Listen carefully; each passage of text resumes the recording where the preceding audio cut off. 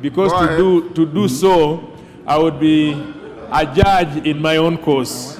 But Mr. Speaker, this is the first time. Mr. Speaker, I'm trying to get your attention on this. I want to explore a constitutional issue. My minority leader, if you could just allow me to get the ear of the Speaker.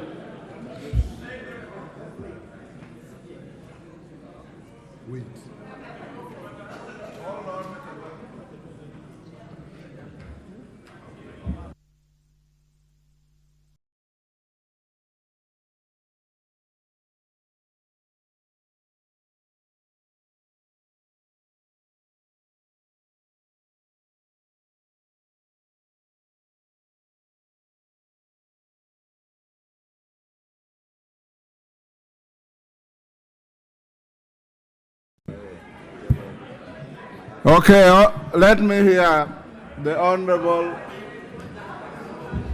TJ Kajwang. Mr. Speaker, I rise to speak for, yes, just 1 minute, for the development of jurisprudence, custom and tradition in this House.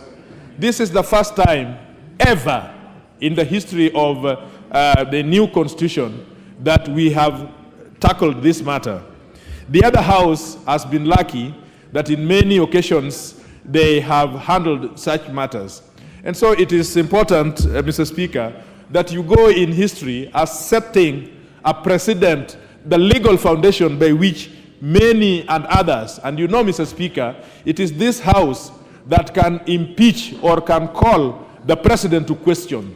It is this House that can call emergency or can declare war in this country. And so, Mr. Speaker, I just think that this gives you an opportunity to put the law in such a manner that everybody will have the foundation.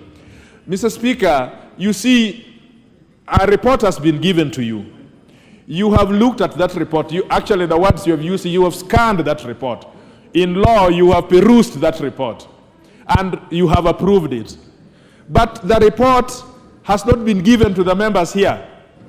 The members do not have an opportunity to go to room 8 to read that report, even if that report would die here. But to suggest that the members would accept a report one way or the other without applying their cognitive abilities to it, either to understand that the issues were unsubstantiated or not, would be to deny this House its own conscience and to take away its power to debate. Mr. Speaker, I urge you, Mr. Speaker, that you create a room by which as many members as possible may be able to comment on such issues, even if it is going to, even if it was going to die here, but give an opportunity for people. Honorable TJ Kajwang, I have no doubt that you've been listening to me, and I know you are a very brilliant, distinguished learned junior. I have said, and you remember what Senior Counsel Otienda Molo raised and pointed out. Under the Constitution, and the President we are setting is observance of the Constitution and our standing orders. Under the Constitution, when the report comes back to the House and it says allegations are unsubstantiated, the matter ends there. Even the idea of reading the report becomes an academic exercise. Anybody who wants to read that report is available in the table office. You can pick it and read it.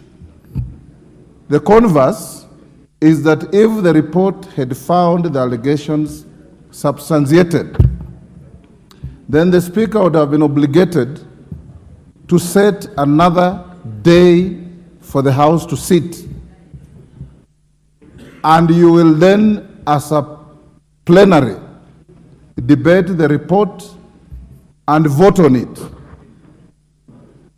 At that stage, then anybody will peruse the report, will mark the report, will underline the report, will critique the report, will do anything with the report and convince the House that the report is right or wrong, and that decision will be made by a vote by the whole House.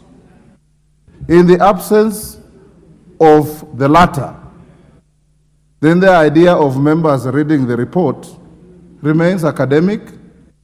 The Speaker cannot stop you from later looking for the report and reading it. The Speaker cannot stop you from going out there and commenting on the report. But the chips will lie where they fell on the floor of this House. So I'll now go back to where I started, and the first member I'll call to make a comment is one Julius Meli. Yes, Okello, what is it? Yes, Okello. What is it? I thank you. Order, let's listen to Member Fonyando. I thank you very much, Honorable Speaker. Honorable Speaker, I would want to borrow your mind on this.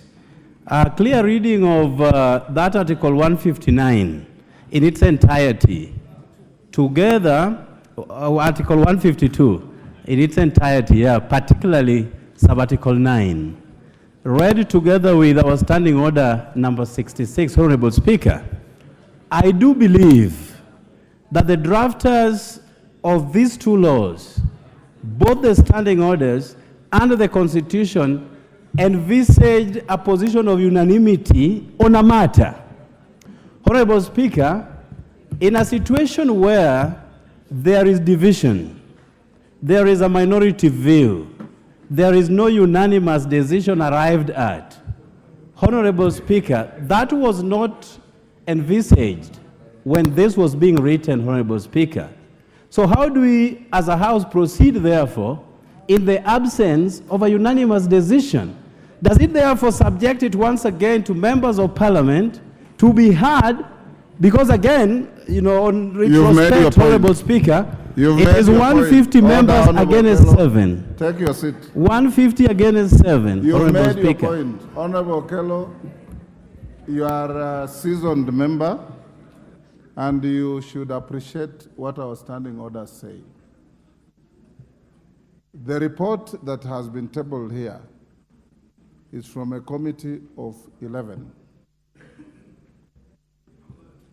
7 have signed and substantiated. 4 have penned a dissenting opinion.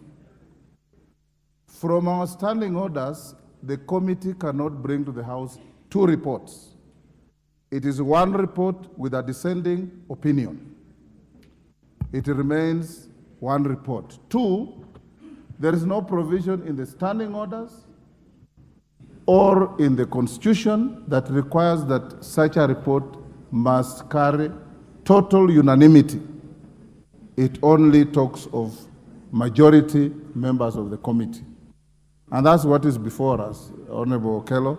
So you are trying to borrow my wisdom. I think I've discharged it to you. Yes, Wanjala. Wanjala, what is your point of order? And mention the standing order that you are relying on.